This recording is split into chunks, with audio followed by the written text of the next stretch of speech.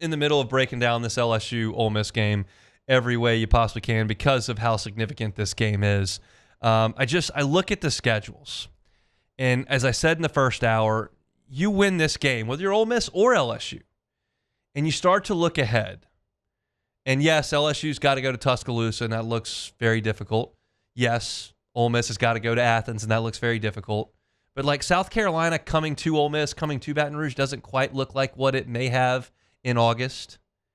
And Oklahoma may be compromised when Ole Miss plays them with Mateer's injury. And I still feel like one of LSU's road trips being to Vanderbilt, give Vanderbilt all the credit they deserve in your eyes, but like it's a game LSU should win, in my opinion. And to lay out all those things in the schedule, you realize that the winner of this game probably has 2 losses to play with moving forward. It's a big deal, and it's a huge game. And we talked in the first hour about Ole Miss's want and ability to run the ball and LSU's excellent job stopping the run to this point, and those two have got to figure each other out. And I think 2 other strengths of these teams are LSU's passing game and Ole Miss's defensive backfield. And I don't know if we would have thought Ole Miss's defensive backfield would be what it has been statistically after losing Trey Amos to the NFL, and you feel like he kind of lost a lot of star power in the back end. But then you look up and you're like, oh, well, Ole Miss has done a good job against bad competition against the pass. Ole Miss, to this point, is 3rd in the country in completion percentage allowed. 3rd in the country. Like, that's stout. They're allowing just under 50% through the air completion. Now, I would suggest Kentucky's not a great passing team. I would suggest Tulane is from the American and not quite as skilled as LSU. And Arkansas does things a little bit differently with Taylon Green. He's a threat to run. He moves the pocket a little bit. Like Taylon Green and Garrett Nussmeier really don't share any common traits. But Taylon Green did throw for 305 yards. This Ole Miss secondary, Antonio Kite was a 4-star recruit, went to Auburn, went to Alabama, now is at Ole Miss. Chris Graves Jr. went to Miami. He was a 4-star recruit as well, both 6 feet tall and rangy. And then you got the safeties in Kapina Gashikin and Wyatt Williams, who have 6 pass breakups between them. And it looks pretty good on paper. And I can hear the LSU fans stirring up into a frenzy like, wait a second. You're talking about Garrett Nussmeier, 4,000-yard passer. You're talking about Barryon Brown. You're talking about Aaron Anderson, who's caught 1,000 yards worth of balls at LSU. You're talking about Nick Anderson. You're talking about Kyle Parker. Trades Green is back. Like, this is the best passing attack that Ole Miss has seen by a mile. And I would say, supposed to be. Supposed to be. But has it been? I mean, look at some of the statistics for LSU catching the football this year. Aaron Anderson's averaging 5 catches a game. His long is 39. He doesn't have a touchdown yet. Like, they played Southeastern and Tech in 2 of these games. That's not eye-popping. Barryon Brown, 5 catches a game, good for 200 yards. That means, he's catching about 50 yards worth a game. He's got 1 score. Has he hit the deep ball yet? No, 19's his longest catch. Xavion Thomas has a pair of touchdowns. That's good. But you haven't really gotten Nick Anderson involved. He's got 6 catches in 4 games. He's got a couple of drops from last week. Trades Green's been out. Kyle Parker's got 5 catches in 4 games. Chris Hilton's been a complete non-factor. He's got 3 catches in 4 games. You're not throwing the ball with the production that you would imagine comes from the names like that on that list. And Garrett Nussmeier's completing like 69% of his throws. He's got 6 touchdowns in 4 games. He's averaging 240 yards a game throwing the ball. And as I mentioned, 2 of those games are Southeastern and Louisiana Tech. And he did throw the ball productively against Southeastern. It's not the production we thought we were going to see. And so the question is, how much of that is the oblique? How much of that is kind of deciding, hey, this Clemson offense isn't doing squat. We're not going to put the ball in harm's way.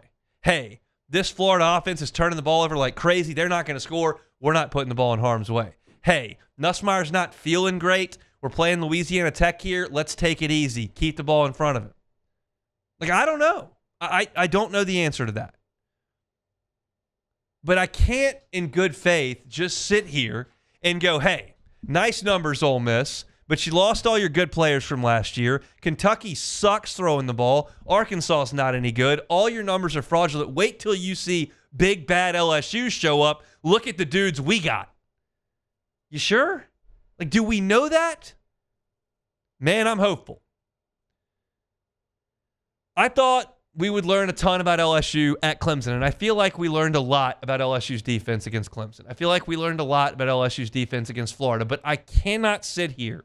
It would be disingenuous of me to sit here and say, yeah, I mean, Clemson's awesome, and LSU put him in a body bag. Yeah, Florida's stud. Look at DJ Lagway, 5-star. Couldn't do anything. Lagway can't do anything against anybody. And so you look at the schedule and you look at things we thought we knew. I don't know what I know about this LSU passing game. I feel like Saturday we learn it. It needs to be better. And if Garrett Nussmeier goes out there, hits 2 deep shots, throws for 315 and 3 scores, and you get Baryon Brown involved in the deep ball, Chris Hilton hits a deep ball, Aaron Anderson goes for 95 yards, you hit Trey'Dez Green for a red zone touchdown, and it looks the way we thought it was going to look in August, then I'll go, okay, there was a month there where they had to get acclimated to these things. But I have a little bit of a hard time just leaping to that. And that's why I believe it's going to be a fairly close game. I don't think, and if you were listening in the first hour, I'll revisit this. I don't know who I'm picking to win the game yet. I'm going to do that tomorrow morning. The reason I feel that way is because I don't trust LSU's offense yet. I do trust the defense, but I don't feel like that trust means you're going to Oxford and holding Ole Miss to 10 like you did against Florida. It may mean 20. It may mean 23. Do I know for sure that an offense that didn't do squat against Florida is going to go on the road to Ole Miss and go up and down the field because they've got a lot of names I've heard in the passing game? I certainly don't know about the running game, especially if Durham doesn't play. The passing game is what you got to lean on. This is my reservation. I didn't say I was picking Ole Miss. I didn't say that LSU is a bad offense.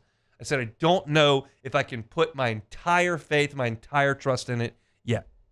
And it does feel like after this game against Ole Miss, I will either get on the postgame show and then come here on Monday and go, okay, the offense has kind of clicked. They don't have to be awesome, but they got to be good enough to complement the defense. They did it at Clemson. They did it against Florida. They did it against Ole Miss. I'm in. Here we go. Bye week. Let's rock. This is a playoff team.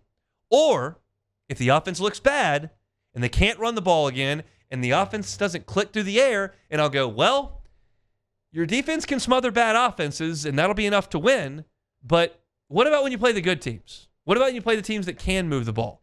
Oklahoma can move the ball. Alabama can move the ball. Vanderbilt can move the ball. Lenora Sellers has the ability to move the ball. If you can't do something on offense to help your defense out, then you're not going to get to the playoff. Like, it feels like this is a turning point. And I don't know how I feel about it yet, candidly.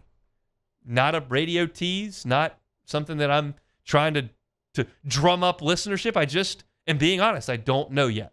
But I've asked our station for their picks. You'll get a lot of those on tomorrow's show.